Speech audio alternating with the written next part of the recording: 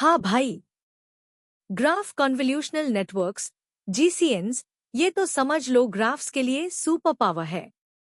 हमने पहले बात की थी ना कि ग्राफ्स में नोड्स और एजेस होते हैं और उनको डायरेक्टली ट्रेडिशनल न्यूरल नेटवर्क्स नहीं समझ पाते। तो जीसीएन्स क्या करते हैं?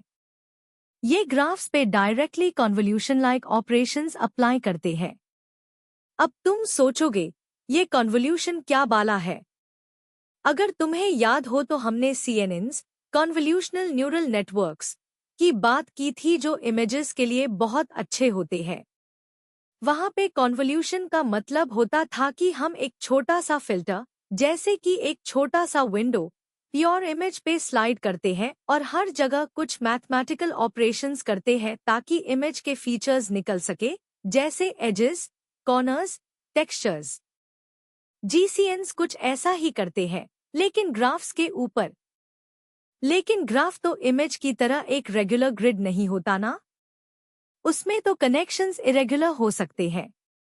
तो जीसीएन्स कन्वोल्यूशन को ग्राफ के स्ट्रक्चर के हिसाब से डिफाइन करते हैं। बेसिक आइडिया क्या है? हर एक नोड अपनी और अपने नेबरिंग नोड्स की इंफॉर्मेशन को एग्रीगेट करता है। समझ लो कि हर नोड अपने आसपास के दोस्तों से गॉसिप ले रहा है। और ये गॉसिप सिर्फ सिंपल इंफॉर्मेशन नहीं होती, बल्कि वो उनके फीचर्स, अगर नोड्स में कुछ प्रॉपर्टीज है तो, और उनके करंट एम्बेडिंग्स, जो हमने पहले सीखे थे, को मिक्स करता है।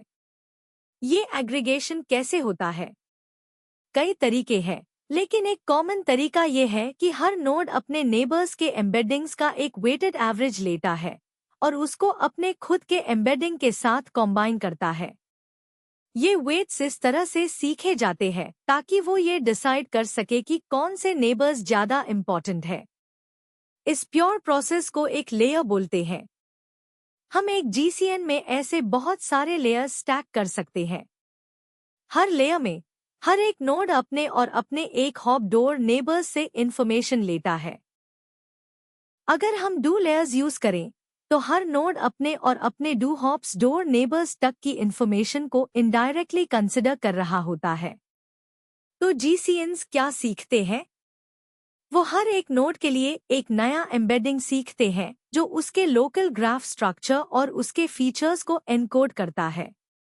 अगर दो नोड्स ग्राफ में स्ट्रक्चरली सिमिलर है और उनके फीचर्स भी सिमिलर है, तो उनके फाइनल एम्बेडिंग्स भी सिमिलर होने चाहिए। जीसीएन्स के बहुत सारे एप्लीकेशंस हैं। Node classification.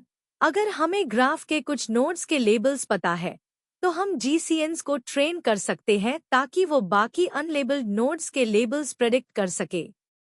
जीसीएन्स अपने नेबर्स से इंफॉर्मेशन स्प्रेड करके हर नोड के लिए एक अच्छा रिप्रेजेंटेशन सीखते हैं, जिसे क्लासिफिकेशन आसान हो जाता है। Graph classification. अगर हमें प्योर ग्राफ्स को क्लासिफाई करना है, जैसे कि डिसाइड करना कि एक मॉलिक्यूल ड्रग है या नहीं, तो हम जीसीएन्स को उसे कर सकते हैं ताकि वो प्योर ग्राफ के लिए एक एम्बेडिंग जनरेट करें और फिर उस एम्बेडिंग को क्लासिफायर में फीड कर सके। Link prediction.